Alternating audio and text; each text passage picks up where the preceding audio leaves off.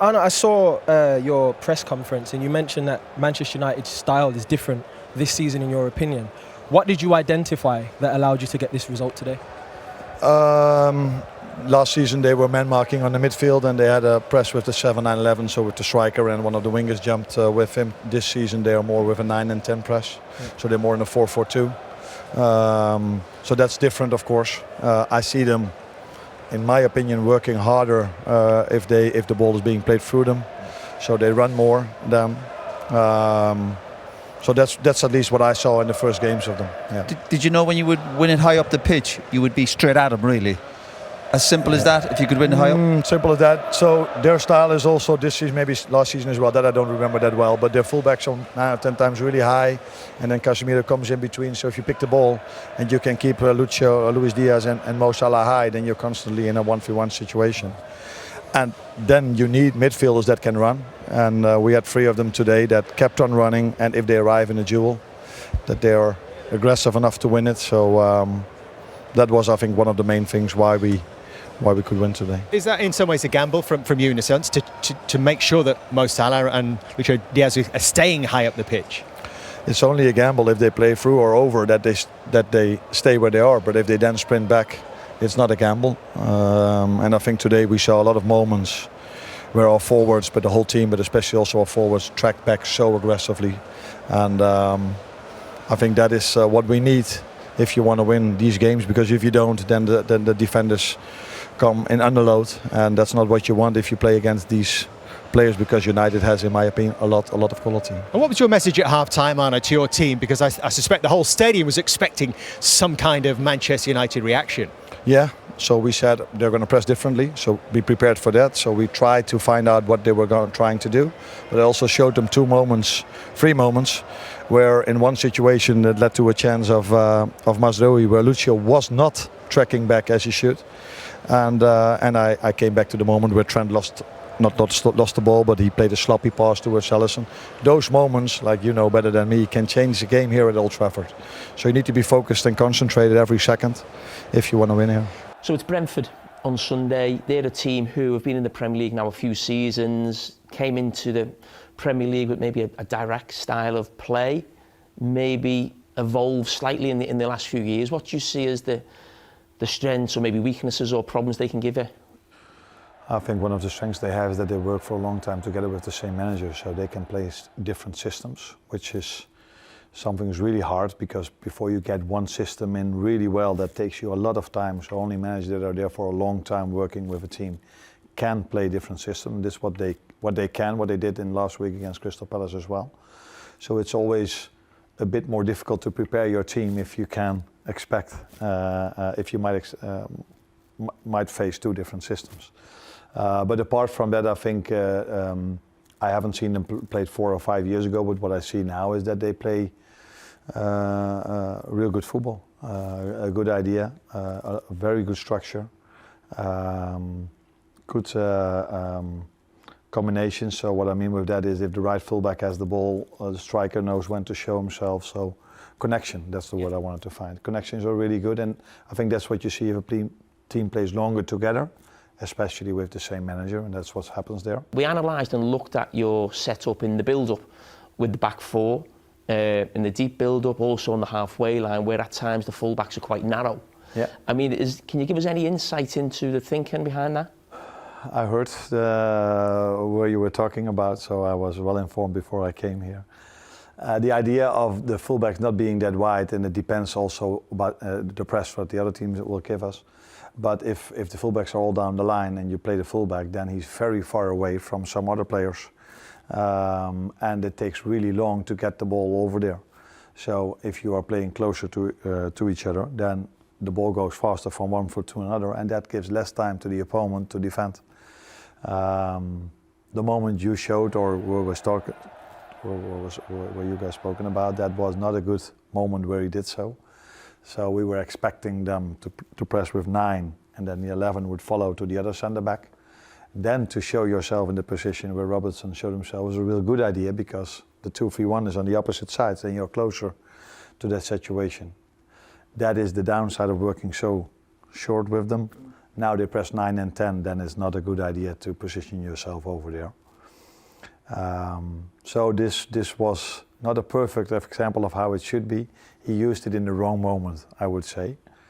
But the ideas of fullbacks or players playing close together is to have short passes which give limited time to the other team to defend, and you can switch play faster, of course, than receiving the ball all the way down the line. We noticed in the second half that they looked a bit wider. Certainly when you look at the first goal, Andy Robertson was on the touchline, and Trent wasn't really too wide. But was that something you spoke to him about, being wider in the second half because of the way Ipswich pressed, and at times it was man-to-man, but also at times it was 4-2-4. There was 4 attackers really up against your back 4.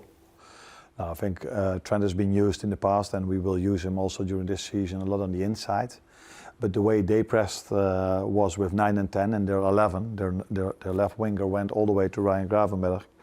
And when we played Trent, then their left midfielder, the number 8, stepped out towards him.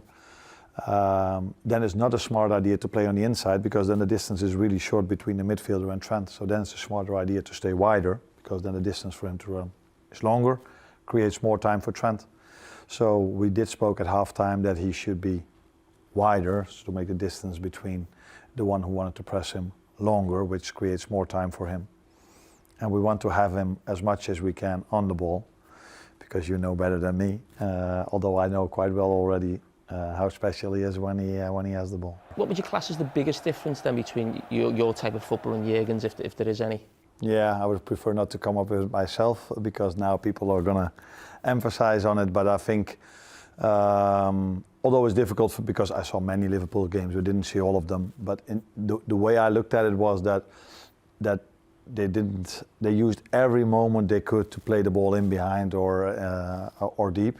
That meant that the game was always also sometimes a bit open, especially in the last period of Jürgen. And sometimes I tell them, okay, get a better judgment in risk and reward. So if you can put someone in front of the goalkeeper, please try to do so. If not, it's also a good idea sometimes to keep the ball. But I think if Jürgen was in the room now, he would have told us, yeah, I wanted to keep the ball once in a while as well. But in general, I see that still that some players are always, too many times in my opinion, try to play the difficult ball, which doesn't get the reward that for the risk they take in this ball. The way the other team defends, there we have to find our answer. And today Ipswich took the risk to play 1v1 all over the pitch, so their centre back always stepped in towards Dominic Szoboszlai. That means that you leave 3 defenders against 3 strikers, 3 of our attackers.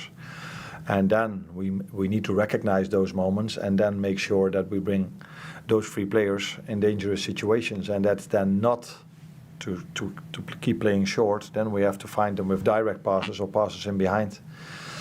And that led to the fact that they didn't take that risk anymore, and from that moment on we had a lot of time to play and to do our build-up, which you saw the second half. In the end of the second half. So we have to recognize how the other team is defending, and then we have to find our answer. One of the things that's been marked in the first 2 games of this season has been the improvement in the second half, and that's borne out by the numbers. Is that something that's in your plan, that you want your teams to grow into the game, or is that something that's just happening, that's part of the development?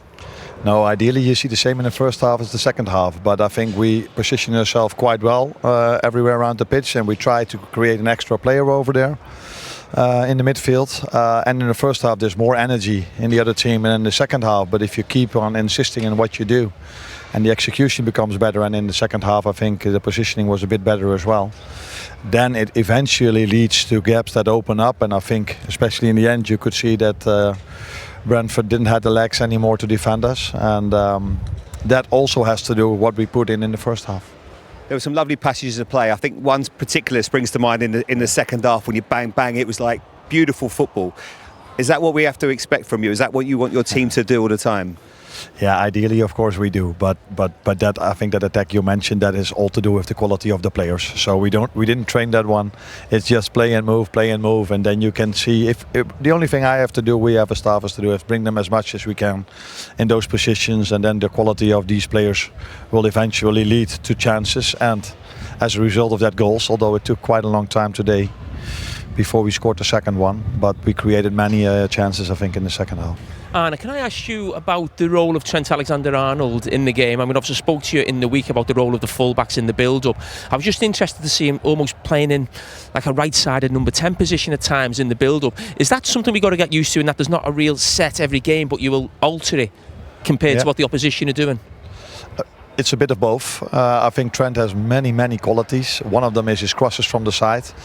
So if we only play him in the midfield, then he can only pass the ball, which he can do quite well as well. But I also want him in dangerous positions in and around the goal and in crossing positions. So he has a lot of freedom to position himself, and the rest has to react on it. And it also depends on how the opposition lines up and where we can get the best out of him. Is that a tactical plan before the game, or do you give Trent a little bit of freedom where he's got to decide what positions he takes up, considering where the opposition are or who's on the ball for Liverpool?